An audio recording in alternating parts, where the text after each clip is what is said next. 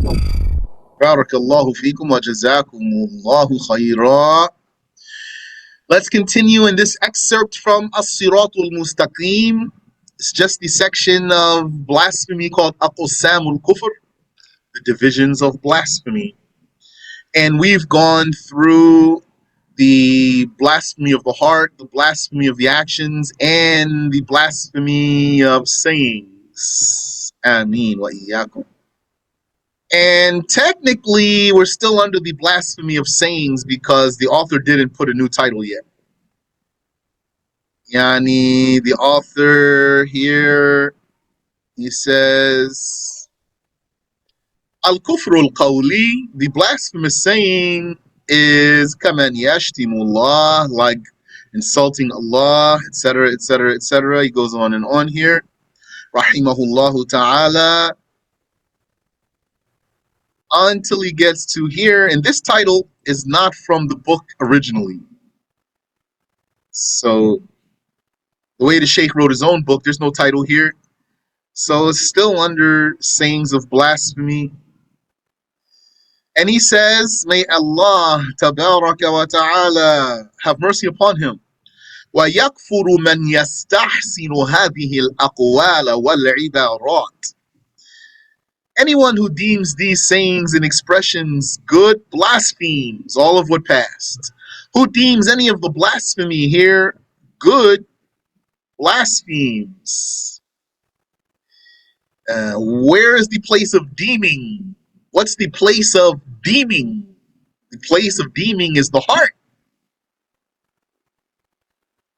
So this statement itself returns back to the blasphemy of the heart. Now, the Arabic word is yastahsin, deems good. Whoever deems good. And I could put that up here. Whoever deems good these sayings and expressions blasphemes. I think it's okay the way it was. وَمَا أَكْثَرَ انْتِشَارَهَا فِي مُؤَلَّفَاتٍ عَدِيدَةٍ. And how widespread they are in many authored works. We actually read this part last week. This is where we're supposed to start, where the highlighting is. Let me go ahead and start there. So the author says, may Allah have mercy upon him.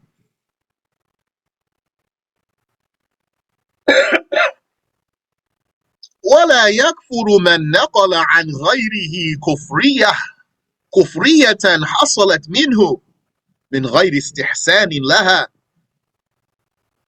بقوله قال فلان كذا. The one who conveys another person's blasphemy does not blaspheme. Yani, the meaning of convey here is cite. The one who cites another's blasphemy does not blaspheme. And by the way, what is the judgment of just witnessing blasphemy only? For your eye to fall upon it, for you to lend a listening ear to it. This is not blasphemy, it's not even haram. Not by itself. To witness blasphemy or witness a sin, that's not haram. So someone might need that. Now we're not talking about just seeing blasphemy, just hearing blasphemy. We're still talking about saying the blasphemy. But as long as you are conveying another person's blasphemy. So there is blasphemy in the statement, but the blasphemy is not alone. The blasphemy comes with a citation. The citation is like a disclaimer. The disclaimer is to say, I'm not the one who said this. But you're going to say, Fulan said, Fulana said, or it was said, someone said. I used to say, for example, something that you said before. You don't say it anymore. Then you have cited the blasphemy. If he did that without deeming it good, citing the blasphemy without deeming it good, whether citing it by tongue or citing it by writing.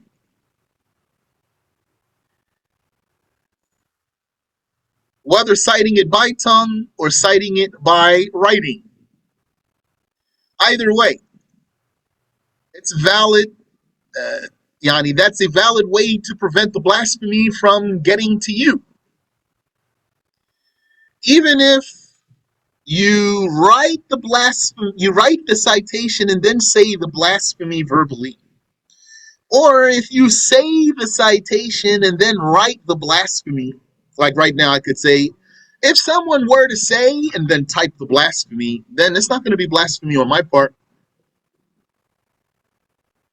And that's the meaning behind the person pressing a button with a citation. That's just like saying the citation and writing the blasphemy. You want to turn on something that has blasphemy, a movie, a song, etc., the television, or a computer, or you want to print something that has blasphemy in it. So what do? You say a citation, for example, and then push the button. That's valid citation. بِقَوْلِهِ قَالَ فُلَانٌ كَذَا, by saying so-and-so said such and such.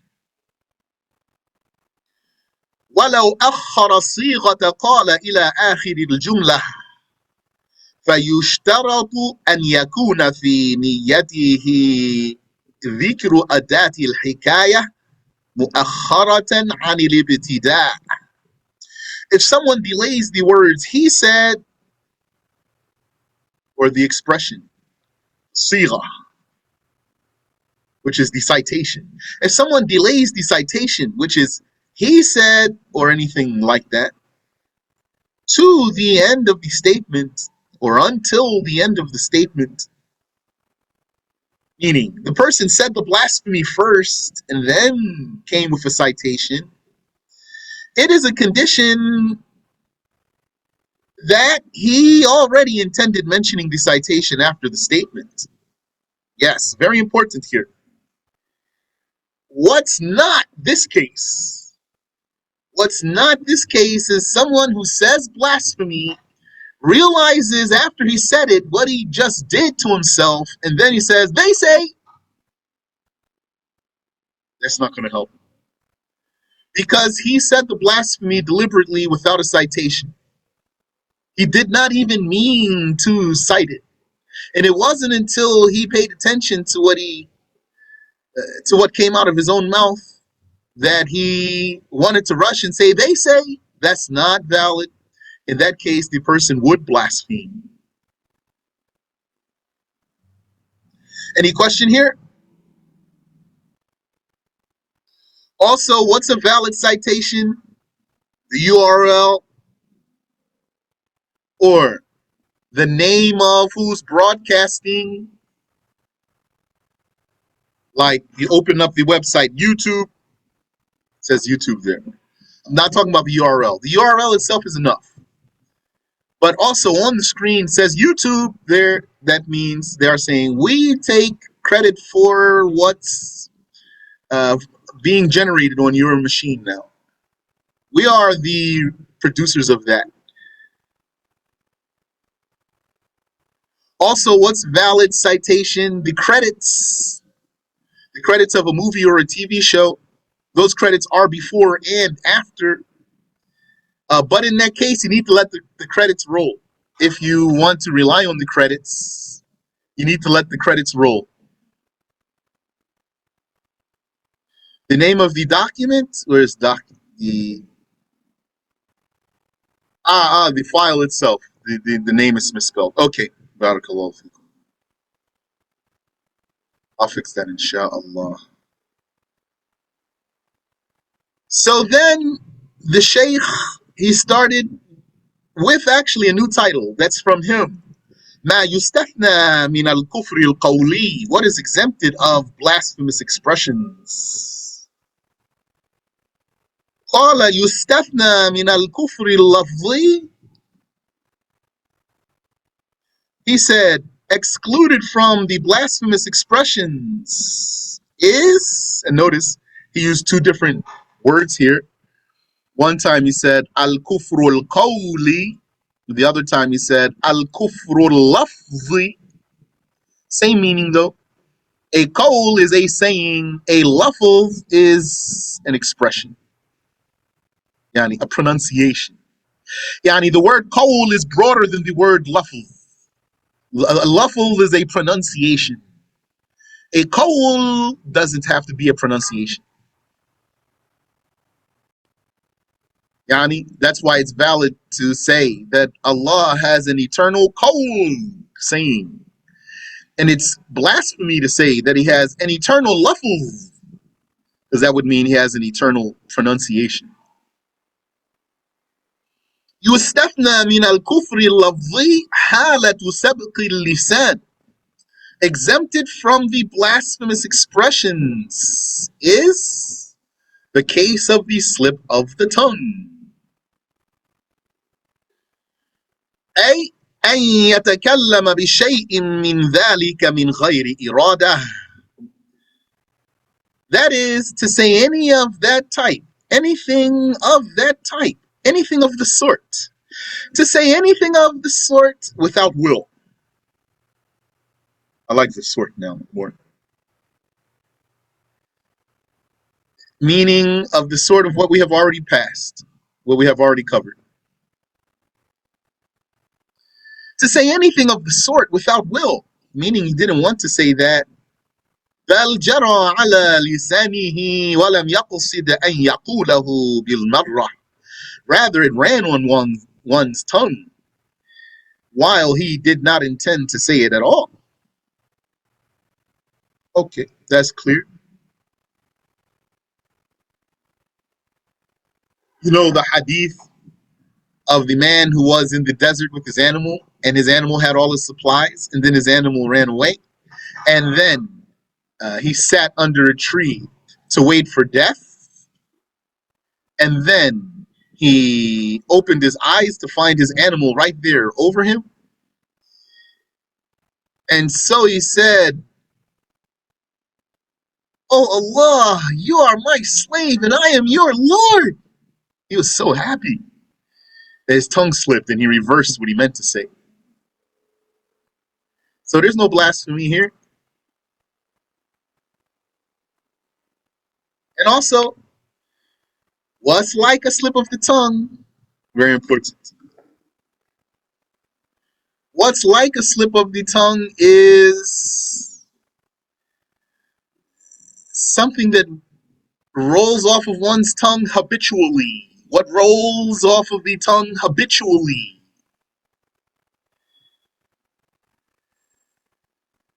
When I say habitually, meaning like the one who says wallahi habitually.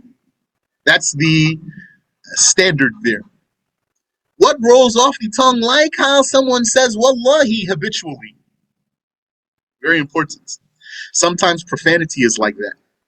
Then some profanity will come out in an inappropriate spot and you'd be wondering if he committed blasphemy or not. So look into his case. Is this like someone who always say, wallahi, wallahi? If so, then you have room to not deem him as a kafir.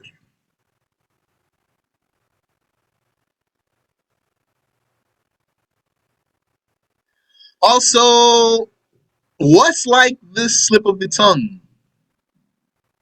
The Shaykh, he documented what some scholars said about the one who is hysterical also.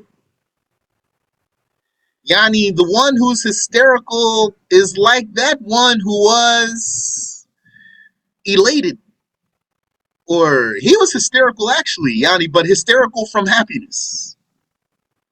Maybe it's another word.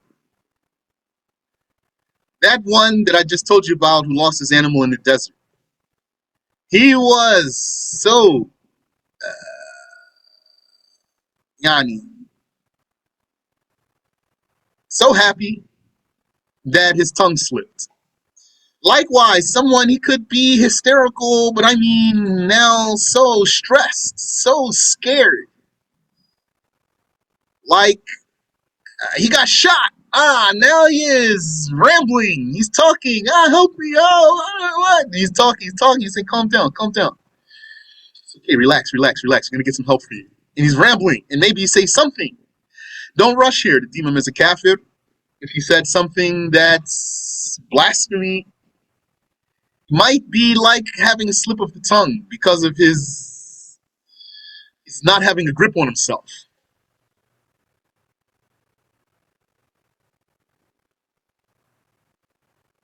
Where they got that one from? From the hadith of the Muslim grave robber, if you remember. When he was on his deathbed, he was so afraid to be tortured by Allah for the enormous sins of grave robbing that he had been doing, that he was hysterical. This is the way some scholars explain the hadith.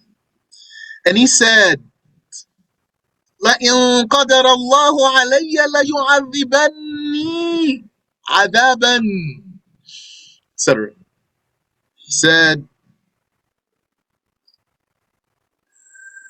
if Allah has power over me, He will torture me. He will indeed torture me. So, if you heard someone saying that, you might say, well, what are you saying? You know Allah has power over you. This one, though, he's hysterical right now. So imagine that one I told you, he got shot now. He's tripping. He's hysterical. He said, oh, Allah has power over me. He will torture me. Then you're going to say to him, no, you know Allah has power over you. He's hysterical now. Relax, relax, relax. I'm going to relax. I just got shot. Okay, that's fair. Try to relax. Stop talking. You are talking nonsense now. Stop talking. The Shaykh said, وَحَالَةُ غَيْبُوبَةِ الْعَقْلِ أي عَدَمِ صَحْوِ الْعَقْلِ. The case of the absence of mind, meaning the lack of a conscious mind, a clear mind, the lack of clear mind. Maybe that's like what we are saying too. That one's mind is scattered now. And he's panicking. He's panicking. I said hysterical. Yeah, it's hysterical. He's panicking. So this one is not in his right mind. But more directly, though, the statement of the Shaykh refers to the one who is crazy. He's not going to be committing blasphemy if he said blasphemy. Or the one who is sleep talking. He's not going to commit blasphemy. The case of this panicking one or hysterical one is like the case of the slip of the tongue. That's what I know. وَحَالَةُ الْإِكْرَاهِ, and the case of compulsion.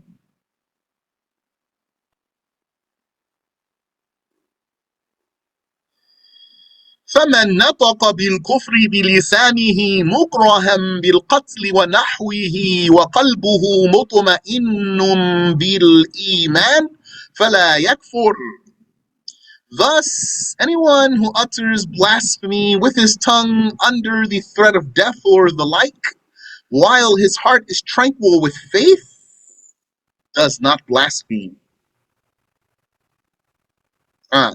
So here, the Shaykh is amongst those scholars who say, وَنَحْوِهِ, or the like.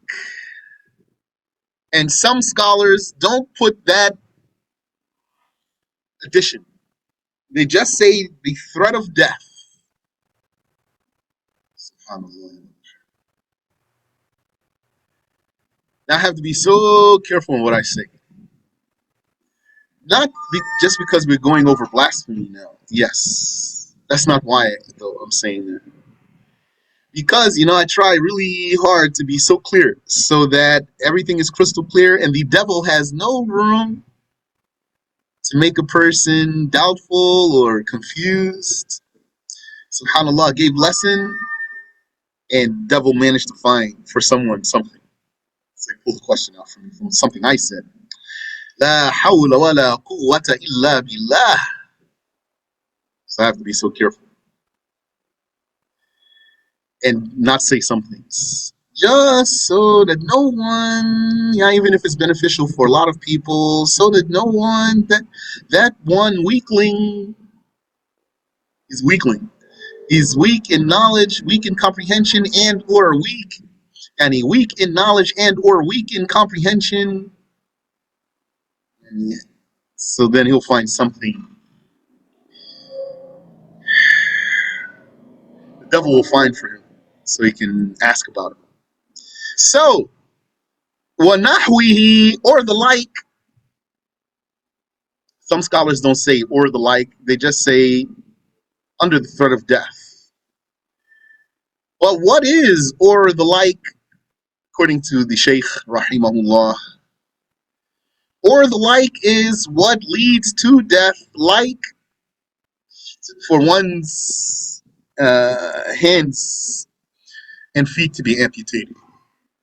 So his threat to you is not to kill you, but his threat to you is to cut off your arms and legs. Then, according to that, the one who pronounced blasphemy under this threat does not blaspheme. As you know, if you get your arms and legs cut off, you're going to bleed to death. Most likely. What's not like the threat of death? Torture. Mere torture without a death threat.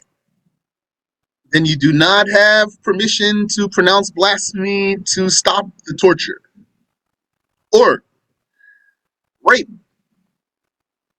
You do not have permission to say the blasphemy to prevent that.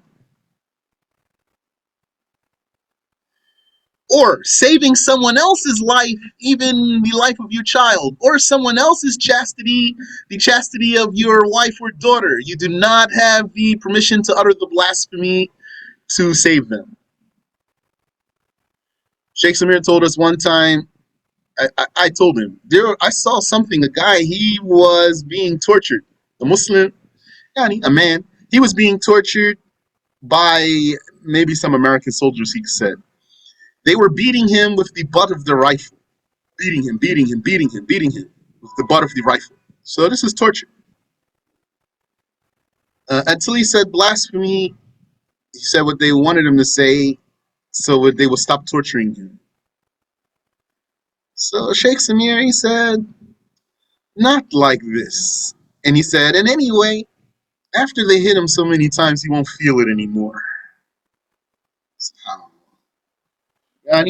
So that means let him stay steadfast until the spot goes numb. So they're going to pull out your teeth. They're going to pull out your nails. Even clip off a finger. It's not enough. Because you probably will not bleed to death by your finger being cut. Or if they're going to take your money. Or if they're going to imprison you. None of that is enough to be able to pronounce blasphemy to save yourself. Or your money.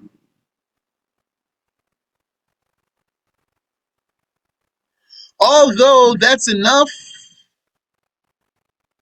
for less than blasphemy. Less than blasphemy. Compulsion, you are forced, compelled, coerced to do less than blasphemy. Then you can, for example, they say, if you don't sell, we're going to torture you. Sell your house, we're going to torture you. Or if you don't sell your house, we're just going to burn it down anyway, then you're not going to have a house to sell. Or divorce your wife or taste my wrath. He's there, he has brass knuckles there, ready to beat you. Then if you said, I divorce my wife out of the threat under the threat of being beaten, she's not divorced. And that sale of your house is not valid that I just told you. And the divorce of your wife under these circumstances is not valid. Or they said, you're going to confess. If you don't confess, we shall imprison you for 20 years. Confess now, or you won't see the light of day for 20 years. So then, if he says what they want him to say, it's not a valid confession. It's not a valid confession. Religiously.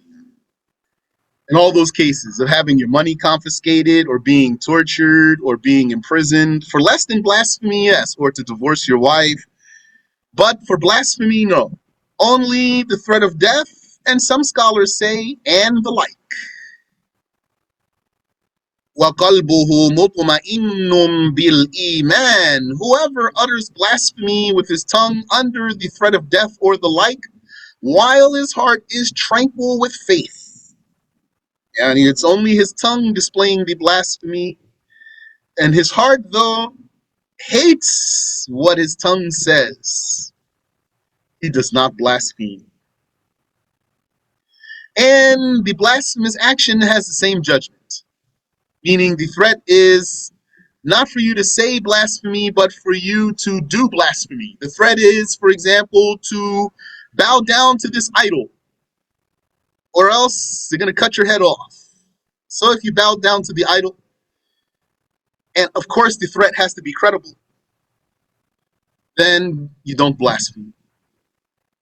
As long as you hate that in your heart, and your heart is tranquil with faith. Allah Ta'ala, the Exalted, said, من كفر بالله من بعد إيمانه إلا من أكره وقلبه مطمئن بالإيمان ولكن من شرح بالكفر صدرا فعليهم غضب من الله. Whoever disbelieves in Allah after having faith blasphemes, except the one who was compelled while his heart was firm with faith. However, whoever blasphemes in Allah after belief, while his heart was delighted with blasphemy, he deserves the punishment of Allah. Okay, so that's clear. And don't you know, here's a good example of how some people misinterpret the Quran. Yani, those who do the misinterpreting and those who hear the misinterpretation and don't catch the misinterpretation. Like what? Like someone who would tell you, what do you mean if somebody said blasphemy without believing it, he's a kafir? No. Allah said, وَلَكِنْ مَنْ شَرَحَ وَقَلْبُهُ مُطْمَئِنٌ بِالْإِيمَانِ ولكن من شرح بالكفر صدرا فعليهم غضب من الله. Allah says, except those whose hearts are firm. But anyone whose heart is receptive to the blasphemy, then they deserve the punishment of Allah. You say to him, no. You skipped the most important part in the ayah. إِلَّا مَنْ أُكْرِهَ. Except the one who was compelled. That's the only one excluded here. The only one excused here. The one who is excused somehow didn't get into your statement. Say to that one. Somehow you are saying what you are saying. You are citing the ayah you are citing to prove the point you want to prove. And the part that disproves you didn't get into what you are saying. You forgot to mention it, as if. إِلَّا مَنْ أُكْرِهْ, except who was compelled. No one else is accepted here or excluded here. Then the author says, حَالَةُ الْحِكَايَةِ لِكُفْرِ الْغَيْرِ, the case of conveying another's blasphemy. So he came back to it. I don't know why the Shaykh mentioned it twice and in close proximity also. Here's the original instance of saying it, the first one. Then just a few lines down, he repeats. فلا يكفر الحاكي كفر غيره على غير وجه الرضا والاستحسان. Thus, whoever conveys, cites, يحكي الحاكي, whoever conveys, yani the citer, thus the citer of another's blasphemy. So that's how it says literally. The citer of another's blasphemy without accepting it does not blaspheme. If you tell me to put it back the way it was just a moment ago, I'll put it back. The citer of another's blasphemy, haki kufra ghayrihi, does not blaspheme without accepting it. If he does so without accepting it. ومستندنا في استثناء مسألة الحكاية قول الله تعالى وقالت اليهود عزير ابن الله وقالت النصارى المسيح ابن الله.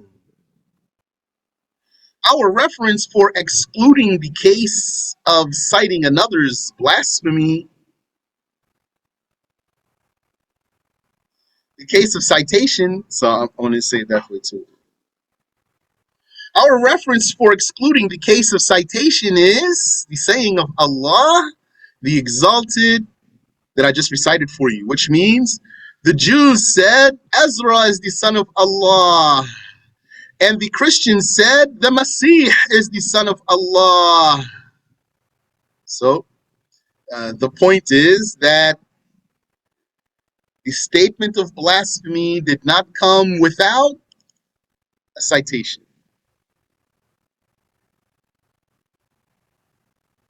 Also, وَقَالَتِ الْيَهُودُ يَدُ اللَّهِ مَغْلُولَةٌ. The Jews said, Allah is stingy, yani miserly. So that's reference for citing another's blasphemy. Two references. But there is such a thing as hikayatun muqaddarah, implied citation. This, though, requires having some strength or command of the language. When someone is saying something, citing another without stating the citation, and there's blasphemy there, it's possible to not deem him as a kafir because there is an implied citation. For example,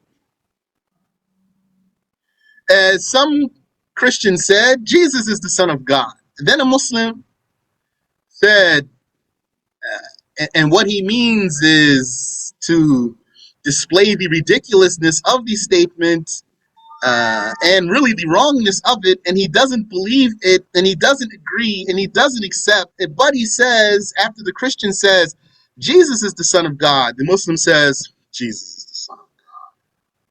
What he means is, you say Jesus is the Son of God, so don't deem him as a kafir here. Or another case. The Sheikh's going to say, actually, I'm about to get ahead of myself. ثم الحكاية المانعة لكفر حاكي الكفر إما أن تكون في أول الكلمة التي يحكيها عمن تكلم بكفر أو بعد ذكره الكلمة عقبها وقد كان ناويا أن يأتي بأداة الحكاية قبل أن يقول كلمة الكفر. Furthermore, the citation that protects the citer of blasphemy would either be at the beginning of the statement that he cites from the one who spoke blasphemy, or after mentioning that word while previously intending to produce the citation before saying the word of blasphemy. So Shaykh is repeating himself. Maybe he's repeating it for emphasis, tawqeed. But Yani, I would ask, if I had the chance to ask Shaykh Samir or Shaykh Nabil, why did the Shaykh in As-Sirat Al-Mustaqim mention the case of citing blasphemy and then started a chapter about the excuses of blasphemy and then he repeated, Yani? Or, in other words, which one is the one that, if it were to be removed, is the more appropriate one to be removed? The first one. Why this one is here, as if this is the extra one? Because second one is appropriate under its title. ما يستثنى من الكفر القولي. Amongst them, yani, what is excused from the blasphemous expressions? So amongst what is appropriately under this title is the case of conveying another's blasphemy. Why, before getting into that chapter there, or that section, Shaykh mentioned what he mentioned?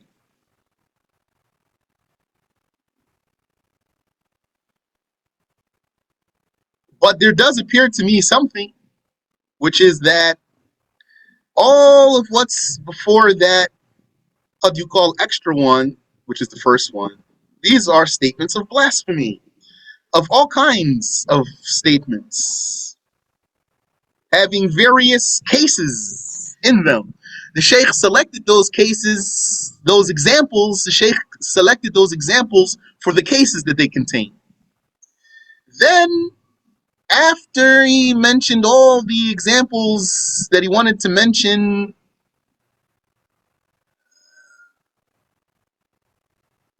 for the cases that they contain, as if he wanted to seal this case of saying someone else's blasphemy, as if he wanted to seal the case of saying blasphemy with a rule about citing someone else's blasphemy. If you need to say some blasphemy, make sure you cite it. Then finish talking about the blasphemous expressions, and he went to talk about excuses of blasphemy, and therefore repeated the case of citing someone's blasphemy. Allah knows best. If you want, ask Shaykh Nabil or Shaykh Samir, see what they say. Inshallah. Okay. Now, the Shaykh, he has 5 cases here under this title of what is exempted from blasphemous expressions. 1, slip of the tongue. 2, absence of mind. 3, case of compulsion. 4, conveying another or citing al-hikayah, citing another's blasphemy. There are 5 cases that he puts here. Here's the 5th one. Let's stop here. We'll save the 5th one for next week because it's the longest one and requires attention. If we start it now, we won't be able to finish it anyway. Do you have any question I can answer for you?